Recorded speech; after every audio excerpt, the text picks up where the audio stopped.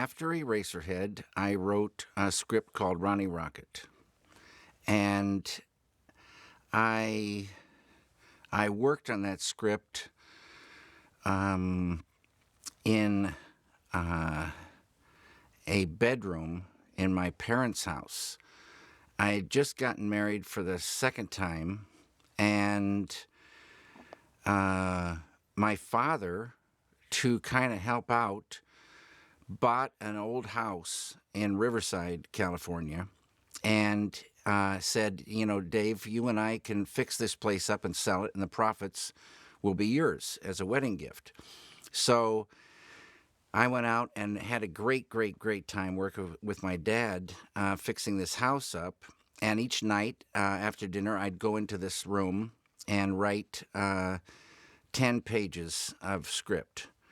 And I had the whole thing idea in my head. And after 30 days, I finished Ronnie Rocket, the first screenplay. I wrote a couple of different drafts. But anyway, I then set about to try to raise money for Ronnie Rocket, but I had zero luck.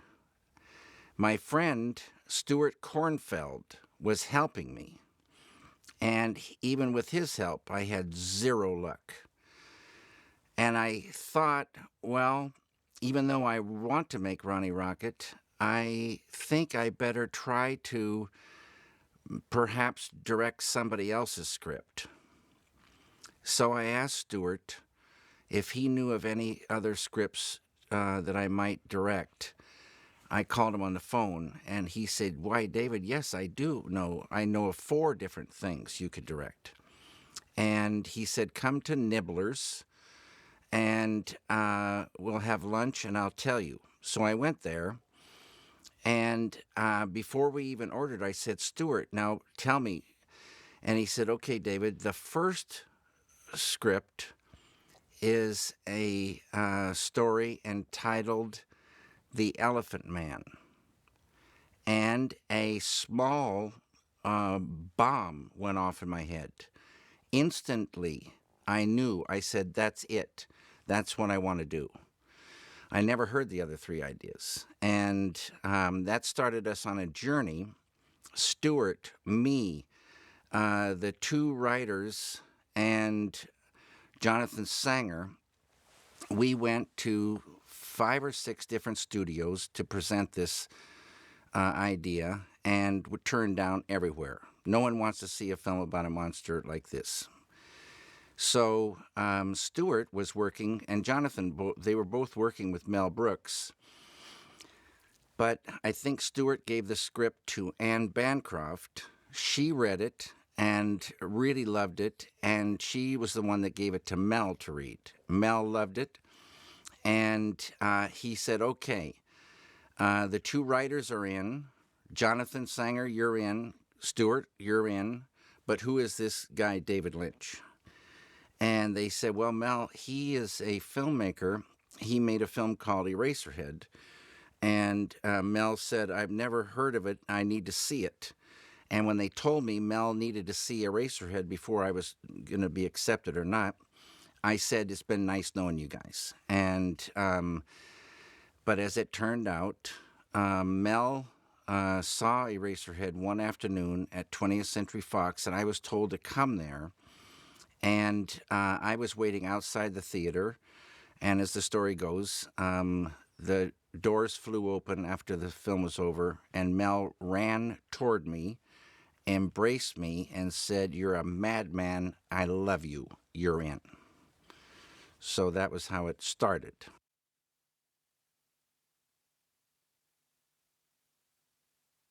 What it was like working with Mel was sort of close to heaven.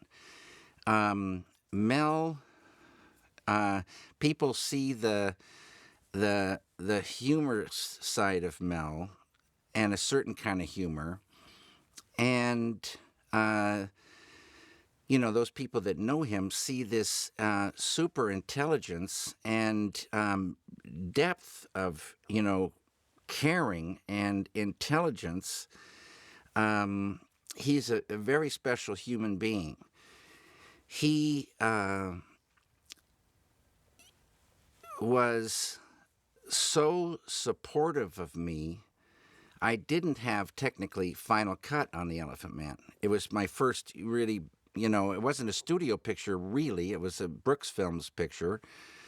But Mel supported me from the beginning through some very tough times till the very end. And he gave me a break in life that was phenomenal. And it happened that it all worked out, very nicely.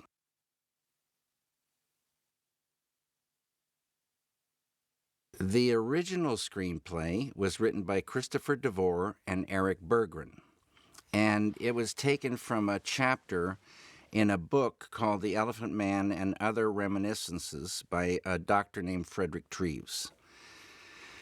And their screenplay captured the essence of John Merrick, whose real name we found out later is Joseph Merrick. But it, I think, it was so important, their screenplay, that it did capture this fantastic soul, but it was rewritten with input from Mel, but it was rewritten with me and Chris and Eric. And we were put into a room opposite Mel's office at 20th Century Fox where none of us typed. We'd take turns handwriting and, the three of us got tuned into something, and within a couple of months, I think, we had a new script that was the script we shot. I love ideas, and I always say that a script is organized ideas. And if you don't write the script, it's almost the same as catching ideas when you read the script. You read a script, and the thing comes alive in your brain. And you see it, and you feel it, and you hear it.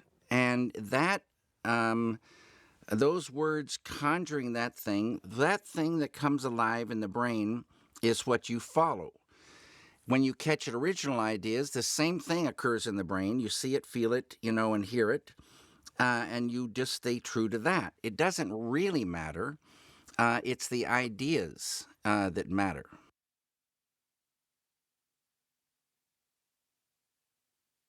It was, Mel Brooks, he had a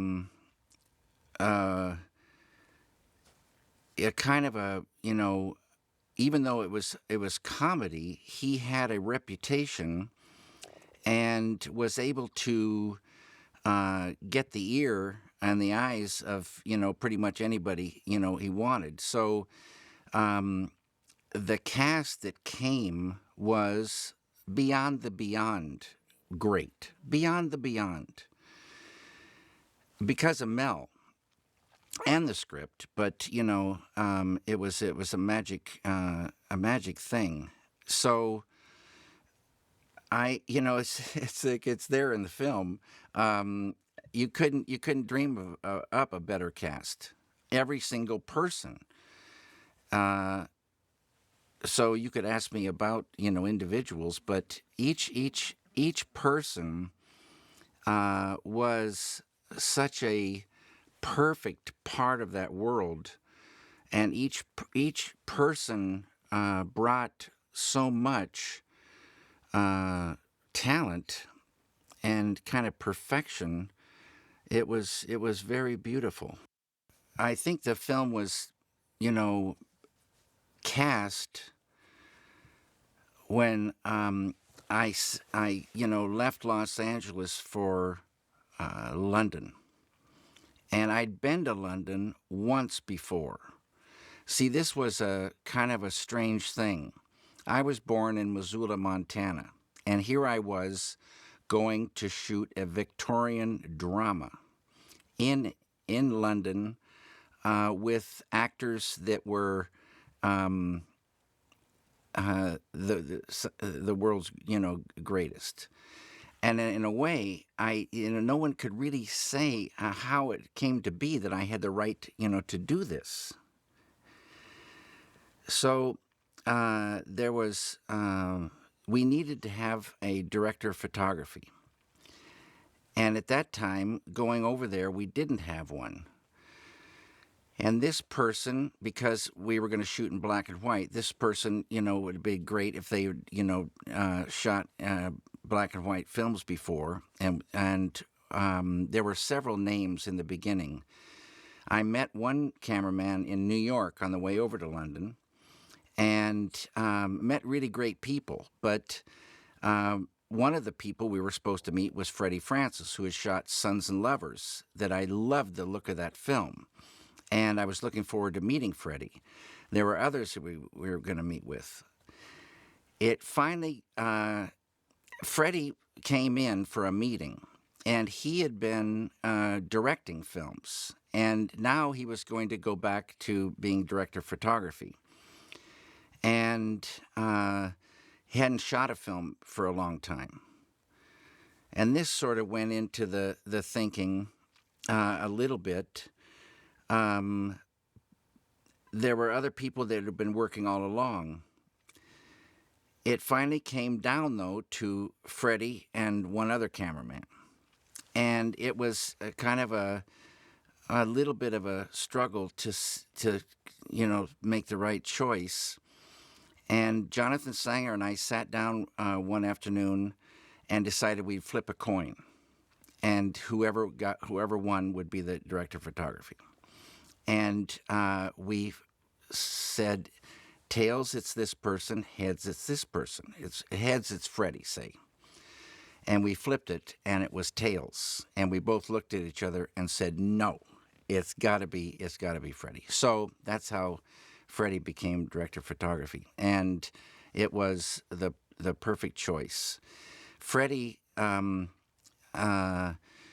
of the first things we did was shoot some black and white photos, and he had a dark room in his house. We went there, developed them, talked about a look, went around to different locations. And in those days, there were many locations in London that were from that time.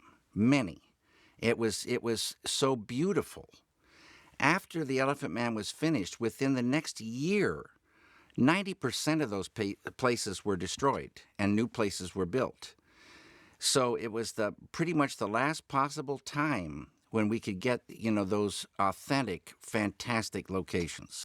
I came to Mexico City and was there a year and a half at least. And then Freddie shot the Straight Story in Iowa when he was 82, I think. And he had been worried on the Straight Story to shoot, 12-hour days or 14-hour days. And he said, David, if you could just keep it to 8 hours a day, that would be good. And I said, no problem, Freddie, we'll do that. But as it turned out, we were shooting 14 hours, but he was the last guy standing. He had so much energy, and it was beautiful.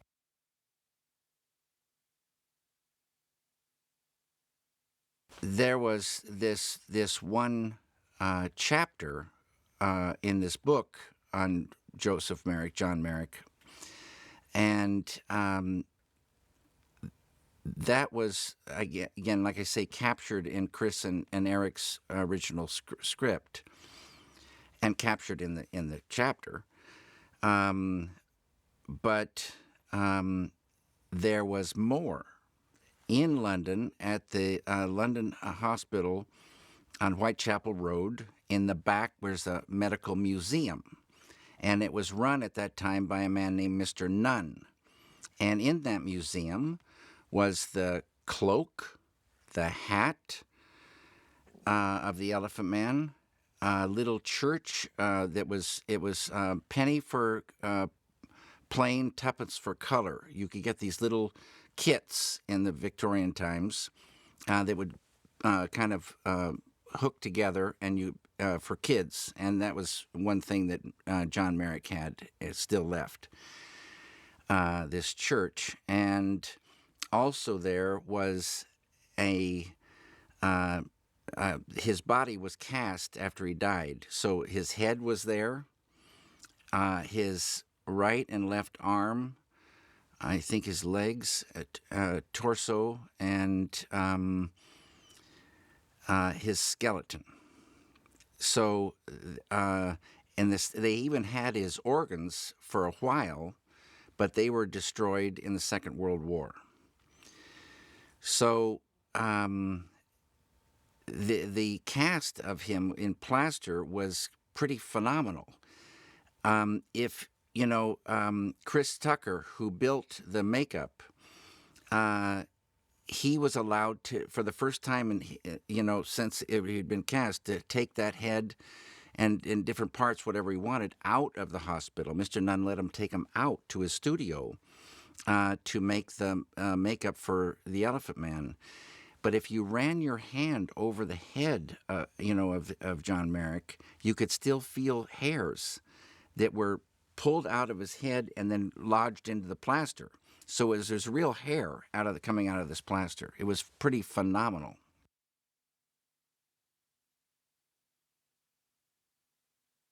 No, I never talk about Eraserhead, but the baby. But I was supposed to do the makeup for the Elephant Man, and during the summer of 1979, I worked in a garage in Wembley, going to work to try to, do this.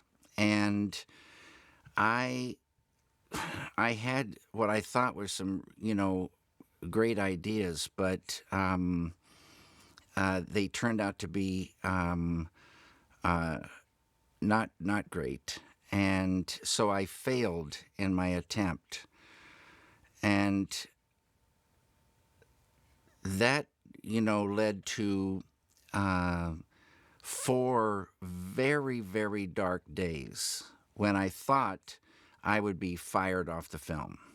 And I was having nightmares about this. And then when I'd wake up, real, so called real life was so much worse that I wish I could go back into the nightmares. And Mel was going to come over, and I was sure he was going to let me go. But Mel came over, and during the time, before he came over, Jonathan Sanger, made a deal with Chris Tucker to do the makeup. And all Mel said was, David, you shouldn't have, even worried about that. You should just be thinking about directing. And thank God for Chris Tucker. So it turned out, again, Mel was golden. Well, see, that's the thing.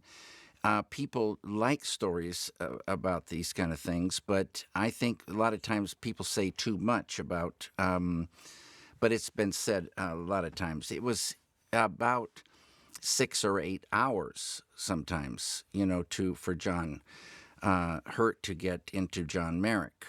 But John Hurt said, as the makeup was going on, a transformation occurred, and he just felt he just knew John Merrick.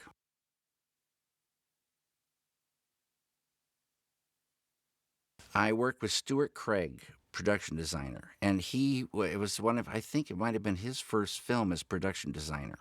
So he had a lot of responsibility and something to, accomplish, that was for the first time.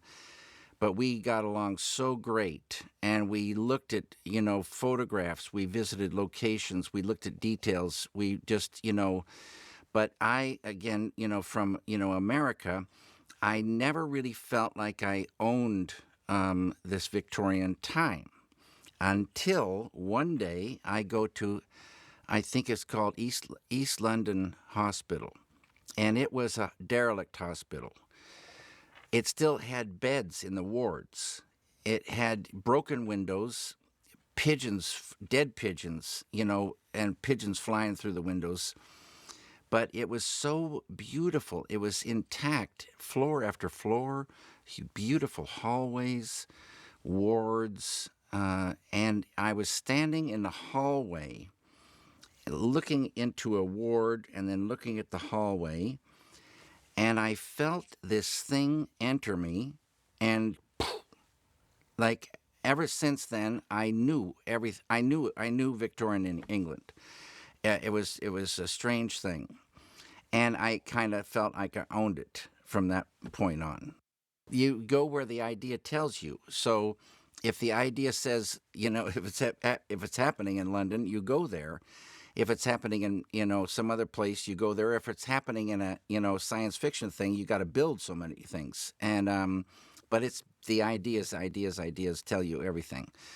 And so it depends on those.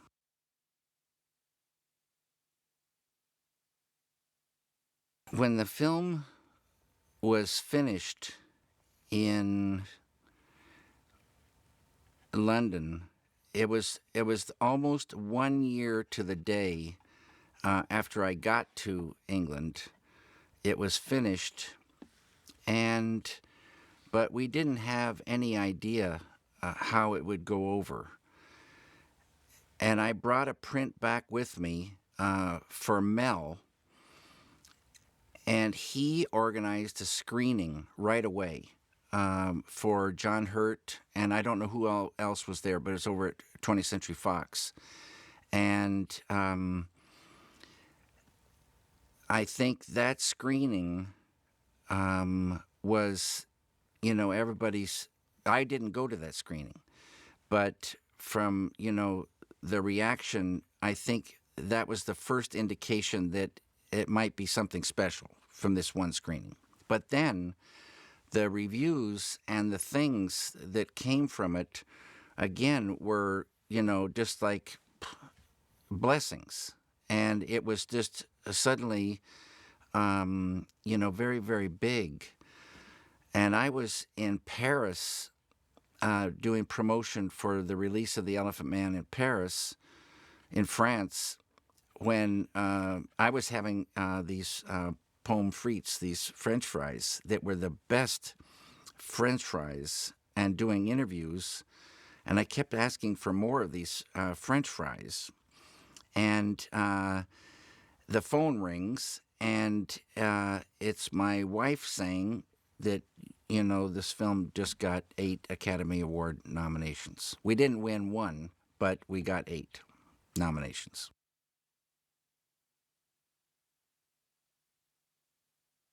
Well, I've talked about it so much, but I'm through with film, celluloid, because it's, for me, like I say, a dinosaur.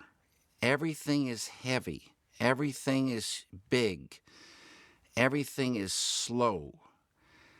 Film, even though it has the most beautiful organic quality, no two prints are the same. They break, they tear, they scratch, they get dirt, and it's ancient technology. As good as it is, digital is here. Digital is lightweight, lighter weight. It's longer takes, 4 times longer right now, and it goes so smooth, so fast. You see what you're going to get. And if you don't like it, you change it and see what you have. In scenes, long takes, you can talk and start again and go, and nothing disturbs it, so you can go deeper. And it's very, very beautiful. It's the quality is getting better and better, and the amount that you can do in post is so much more than you could do with film. It's I